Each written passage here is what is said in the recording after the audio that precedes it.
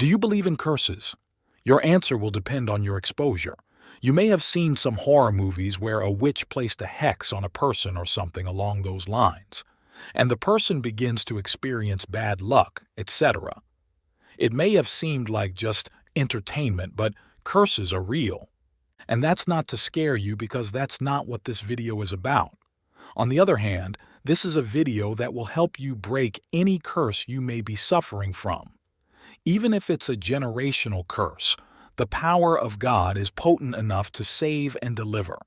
The Bible says in Isaiah chapter 49 verses 24 and 25, "Will the goods of war be taken from the strong man, or the prisoners of the cruel one be let go?"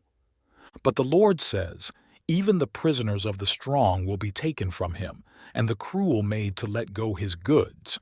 For I will take up your cause against your haters, and I will keep your children safe." This is a word of God's power to deliver you from anything and everything, no matter how great your captor is. So, even though curses are real and captivity exists, there is also a system of deliverance, and we'll be dwelling on that in this video. So, are there biblical proofs of curses, or are generational curses even real? We must learn what the Bible says about them. One of the greatest instances of a generational curse happened many thousand years ago. It was the case of Noah cursing his son Ham, who had seen his nakedness. Genesis chapter 9 verses 24 and 25 say, "When Noah sobered up and learned what his youngest son had done to him, he said, 'A curse on Canaan! He will be a slave to his brothers.'" Noah not only cursed the perpetrator, but also his generations to come. That was a harsh one, but following Bible history reveals that the curse occurred on the later generations of Ham. That tells us that curses can have consequences on generations to come, just in the same way blessings can be transgenerational. A curse is a spiritually orchestrated negative manipulation of a person's physical reality. No curse ever brings joy and good things to the victim, because they are the opposite of blessings. They bring pain and frustration. In the case of the Canaanites, slavery was their curse, and there are many other forms curses can take. One of the signs of a curse is a perpetual, undeniable negative recurrence. This is what you must vigilantly look out for around your family to know if there's something evil at work. For some, they continue to die young. Others can be broken homes that continue to plague the family, or even lust that is unnaturally fueled. Many things can be the result of curses. But in order not to run overboard with this reality, you must also be spiritual and mature. Not every bad situation is a curse. Some people may be suffering from carelessness or ignorance. That could just be their issue. However, when you find something repeating as a pattern in a family, or just simply inexplicable to their detriment, then you can be sure something is amiss. You can spiritually discern this for yourself. What are your suspicions? What do you find inexplicably, painfully recurring and defying physical solutions? Watch out. There may be foul play somewhere. So, if you have experienced the repetitive pattern of pain and misery, you may want to pay attention to the powerful steps to liberation revealed here. If you must break out of that generational curse plaguing your family, then these are 5 steps to take. Number 1. Discover. What does this mean? It means to find a solution, you must first know the problem. This calls for accurate spiritual discernment.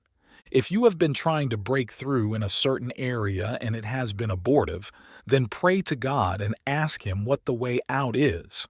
He will answer you. You may need to take time to pray and fasting. You have learned the power of fasting and the different ways to fast from our previous videos on this channel. You can go through them again. Apply prayer and fasting intentionally and wait for God to give you directions. That's one of the effects of fasting.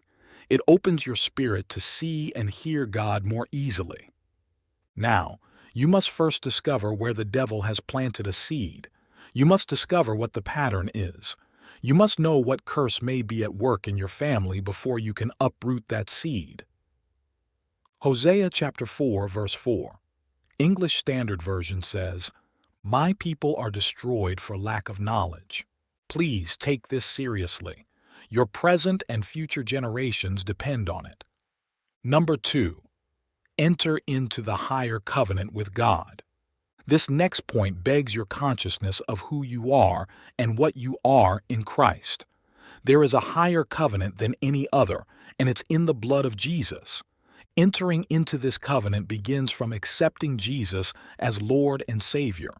This initiates the new birth according to 2 Corinthians chapter 5 verse 17, which says, "Anyone who is joined to Christ is a new being. The old is gone, the new has come." Many people have entered into the kingdom through the saving faith in Jesus. However, that's not the end of this journey. For everything else we need, our faith must come alive. We must submit to a conscious walk of spiritual understanding to overcome. This is when your potential in John chapter 8 verse 36 comes to life. It says, "If the Son sets you free, then you will be really free." Paul says in Romans chapter 1 verse 17, "For the gospel reveals how God puts people right with himself. It is through faith from beginning to end." As the scripture says, "The person who is put right with God through faith shall live." Friend, your faith must live through your journey. It's from beginning to end. There are no substitutes for faith. You must know and understand the efficacy of the blood of Jesus. That's your deliverance from every other blood that speaks against you. When you declare the blood of Jesus in faith, those curses will have no option but to be loosed.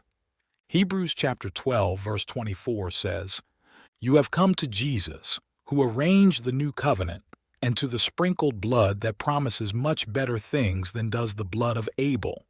This blood is for your use. It's for your salvation not only from hell, but every other thing that stands against you. You must know this and know it very well." Revelation chapter 12 verse 11 also says, "They won the victory over him by the blood of the Lamb and by the truth which they proclaimed." Your victory over Satan and any spirit and curse is in the blood of Jesus, the Lamb, and your revelation of the truth. That's your liberty. Number 3. Use the name of Jesus. Understanding the full package of your salvation will save you unnecessary pain. Knowing all the blessings that you have in Christ is a powerful tool for effective living. A name is a spiritual mystery. It commands attention and power likewise.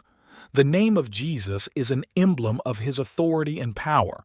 It is a reflection of who he is and what he can do. Jesus is the Son of God. In addition, he acquired a name that became the apex of power through his sacrifice on the cross. Now, all the heavens and the earth recognize his supremacy. Philippians chapter 2 verses 9 through 11 says, "For this reason God raised him to the highest place above, and gave him the name that is greater than any other name.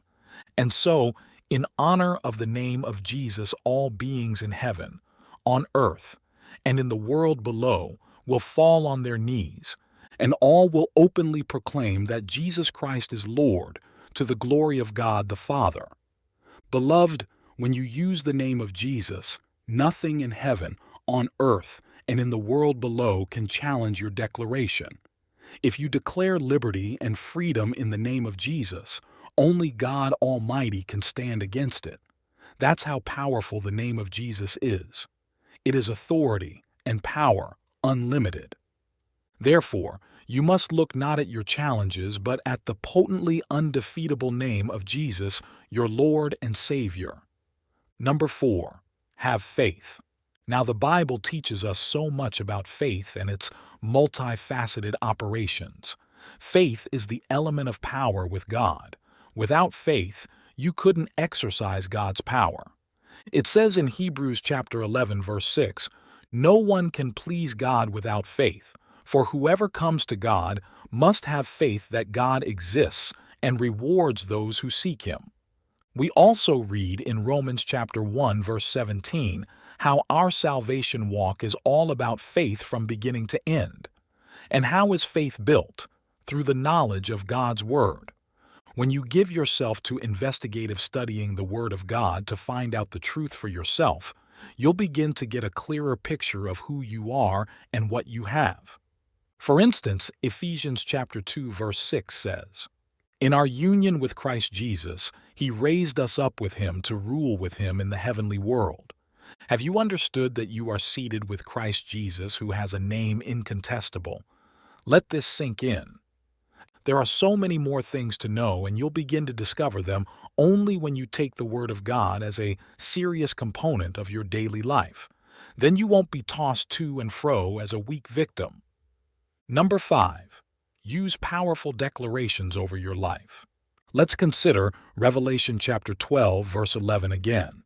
It says, "They won the victory over him by the blood of the Lamb and by the truth which they proclaimed." They won over Satan, and this is the formula. The truth they proclaimed that established their victory was based upon their revelation of God. They spoke what they knew God was able to do, and that was their salvation. Jesus is the Word, the way, the truth, and the life. When you know Him and know His Word, that's where your declarations are birthed. There's no power in anything you decree by your strength. But when you take hold of what God has said, oh my, you'll be unstoppable.